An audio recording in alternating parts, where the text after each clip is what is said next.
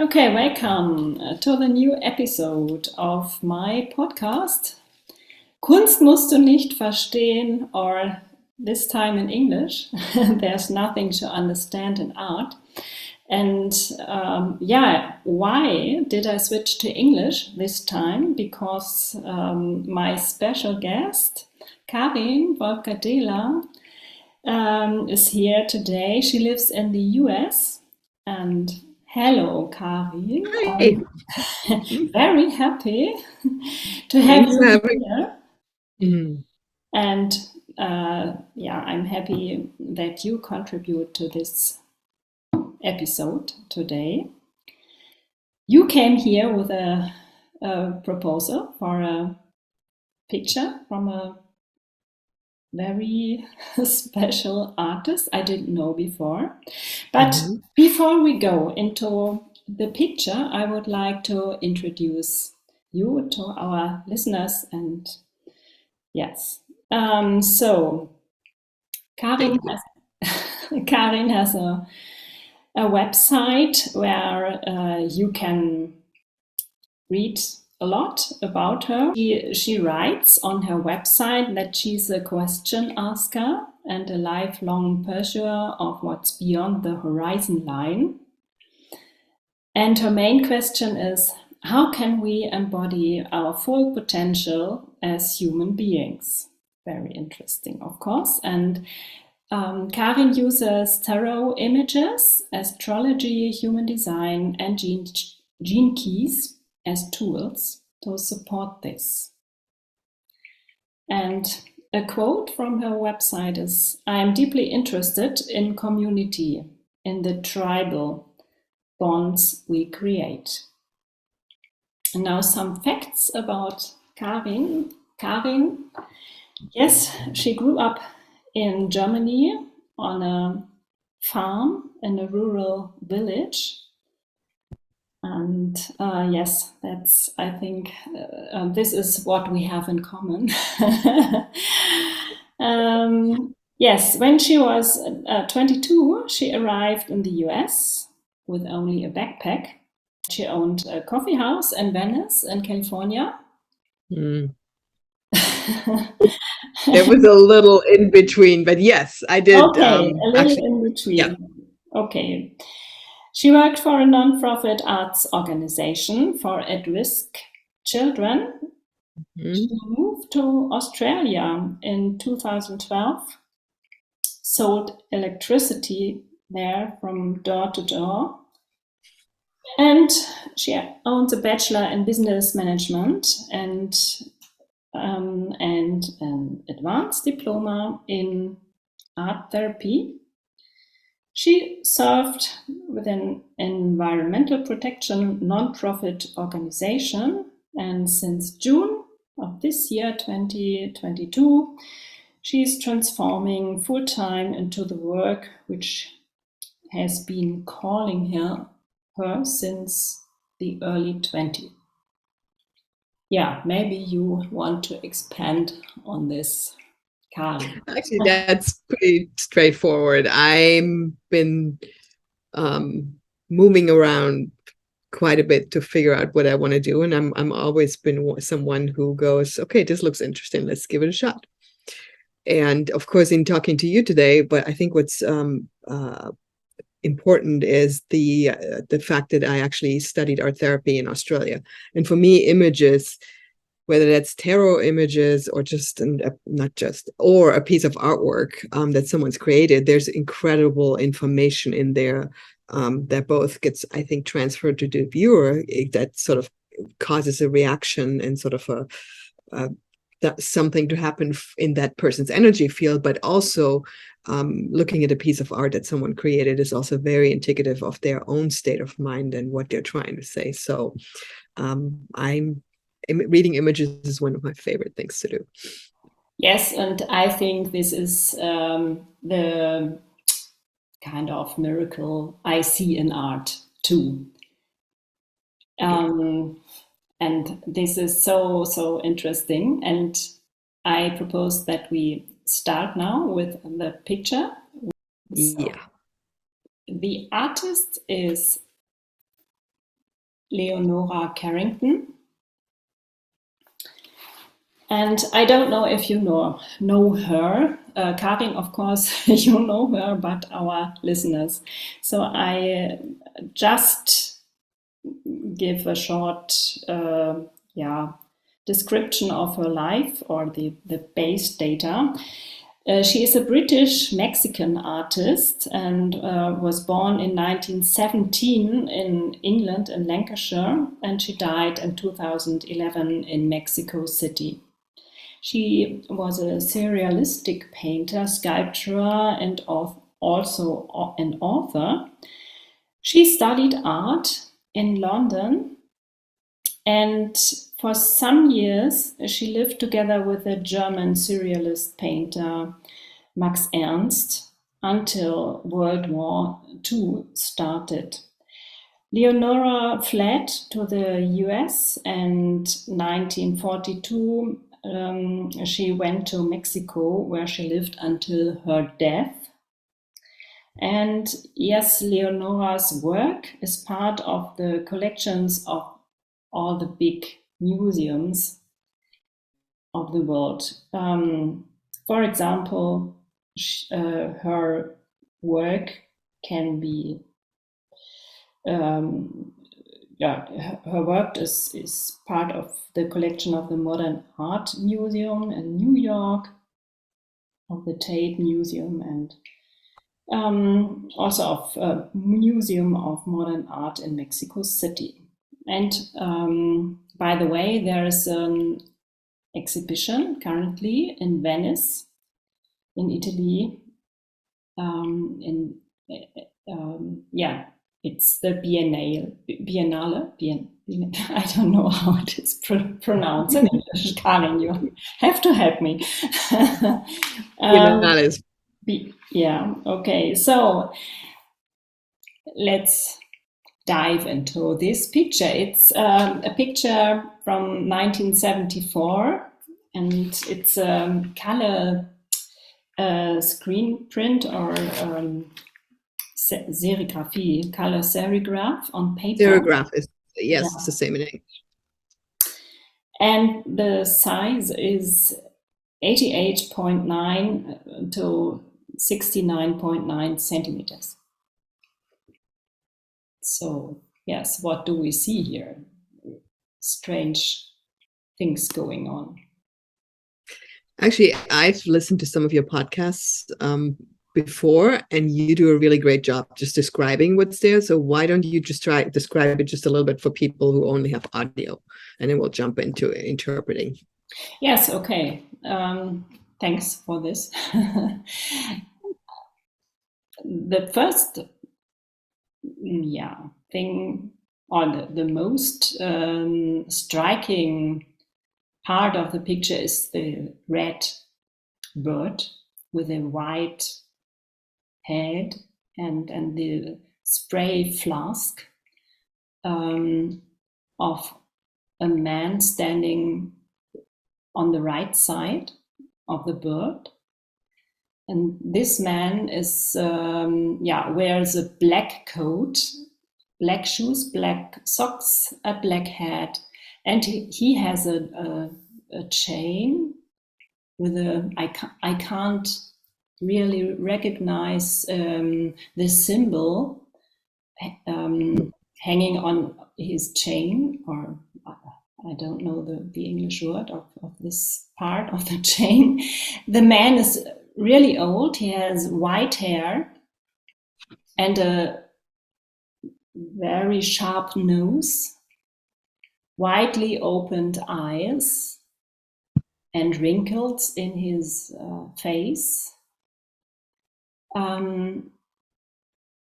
Opposite to him, there's a really strange being, a mixture of a man and I don't know, it's a kind of bird. It's similar to the hats people wore in the medieval time when there was a big pest pandemic. Mhm.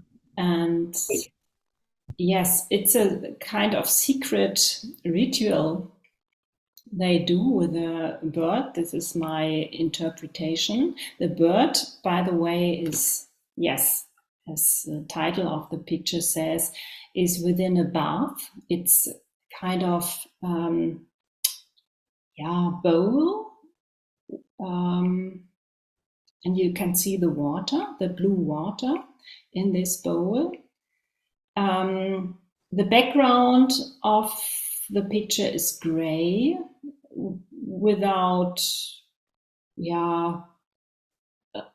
structure, or only a slight structure. Then there is in the upper half of the picture white sky and a house which looks like a picture having been cut out of paper, Scherenschnitt in German. I don't know the English word, a cut out picture. Yeah, actually, to me, it looks like a film kulisse, like a movie prop. It looks like there's only the front house, and then there's nothing behind it. Yes, you can look through this house. So the windows are white, the door is white, and there's a kind of balcony on a column, and you can look through this, through the lower part of this part of the building. And very striking is, the kind of negative picture of the bird in the roof of the building, but it's turned around. And there's some antennae on the roof. And I would say upper quarter of the picture is gray, and you see some clouds there. So the main color of this picture is gray, and you have these black elements, very striking. So strong contrasts, black and white, and this red bird in the middle of the scene. One thing, I have to add, there's also a man in the background, left part of the picture. The silhouette of this man is similar to the silhouette of the man in the foreground. And this small man in the background, he has a bird in his hand. But the shape of the bird is different from the other two birds in the picture. So this would be my description. Karin, do you see other things? Well, bunch of stuff pops out of me when I look at that. First of all, the only thing that's really colored is the bird and the water that it's in. So that, like you said, the center of it is really the bird. And then going right into, we all see what we see. You described one man as the one with the chain around his neck as an old man with, anyway, to me it was a woman, which is interesting. Really? Oh, interesting. Yeah, and I think it's partly because of the shoes. It seems very pointy. And then the other thing, again, this reoccurring motif of the birds, but facing in different directions. And then the other thing, of course, repeating sort of a bird-like appearance is the beak of this other person that's standing there.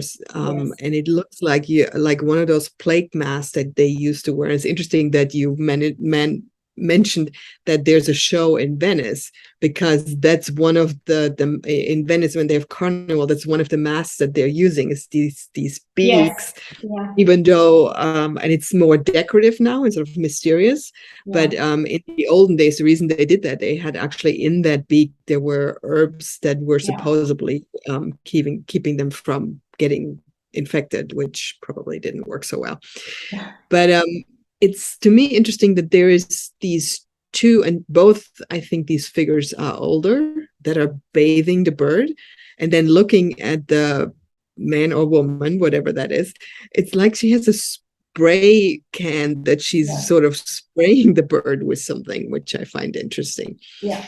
So to me, if I were to associate this, if this was, let's say, I'm talking to someone about their life, and this is the picture that they came up with, that they presented me with, it's not saying that that kind of detail would come up in something they create, but I would say, well, what makes the birth so important? What does it need to be cleansed of? Yeah. Who are these two helpers? Who's the person in the back? That just sort of seems, it's very faint and not very defined. So it's almost like an echo. And then, of course, what are you pretending about? Because the movie set up to me, it looks like here in LA they have the Universal Studios, where you can go in and the front looks like a bank, and then the back it's just a bunch of plywood, and it's just about this thick, and that's what this looks to me like. So it seems to be there's a show being put on for something being bigger, because the bird is up on the under the roof, the bird being bigger and sort of showing off something that actually isn't what the reality is at all. Because to me, the three-dimensional bird is the one in the bath that's being cleansed, and water cleansing, obviously, but also emotions and so forth. So it's just a very mysterious sort of image that's there. Yes. Yeah, and one thing I forgot when I described it, the left figure there with this very special mask has a towel or kind of paper in his or her hands, and it looks like a kind of cloth that will be, or which is used to cover the bird, or to dry the bird. I don't know.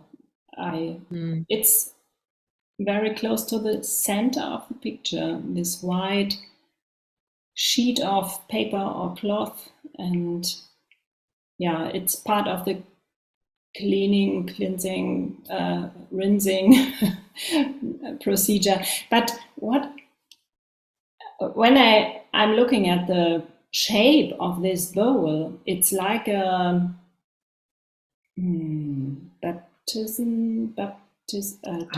Taufbecken. Yeah, baptism. Yeah, something is being baptized. Yes, that feels about right. Yeah.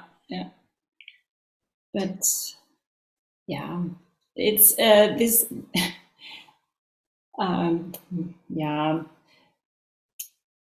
kind of liquid which is sprayed on the head of the bird. It seems to be very aggressive, because the head turned to white, so the color faded out in that part of the bird. So it's really. Yeah, now that you say that, that looks like the red is the life force is being washed off. Yes, it could be. Almost. Yeah. And to sort of be to fall in line, to be part of what you're supposed to be, rather than a big showy red bird. You're supposed to be white and gray and blend in, and not. In Australia, they have something called tall poppy syndrome. Like, don't get too big for your bridges. Don't show up too much. Just be one. Don't rock the boat. That sort of thing. And that sort of makes, now that you say that, actually, that's what that makes me think of. We got to clean off all the specialness, the like who this person or this bird really is, and make it just sort of uniform kind of. I mean, sometimes you see it in science fiction movies when they don't want people to think or feel for themselves or be who they are. They just want them to be cogs in a machine, and that sort of seems that. And then if you take a bird as a symbol, the idea of flight and soaring and freedom and being able to escape from a situation that doesn't serve you. And the bird is very almost like sedated, like because it doesn't move, it doesn't fight what's happening. It just sort of sits there and goes, all right, fine. And then it almost, as I'm talking this, it almost makes me feel like when they're done with the bird, it'll be turned around and it'll match the cutout in the back. That's what they're trying to do, to sort of what's the word, make it a cookie cutter, like just a template, not the actual human or bird being that's there, not a soul, but just an existence, just a body. Yeah, and you can replicate it as often as you want, and don't be special. Exactly. Yeah. You fit that's what that feels like. Shape and the how is it said? The ancestors, they do it. They put the spray on you, and you develop only within this fixed form or shape or kind of baking tool. So only what your culture or your tribe, going back to that, allows you to be is what you. So I'm live in the US for a long time. I'm more comfortable speaking English, obviously, than German. But it took me a very long time to actually, quote, admit that I read tarot cards, which now is different. Like 10, 15 years ago, it was a little less. But I'm like, don't be different. Don't get kicked out of the tribe. Don't wear your red color, because they might not recognize you. They might not support you. They might walk away from you, sort of that kind of thing. And definitely ancestral. So it makes me think of family constellation work, actually.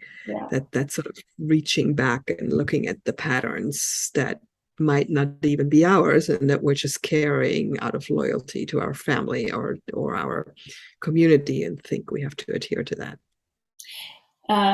Karin, you are the tarot and human design and gene keys expert. Astrology also.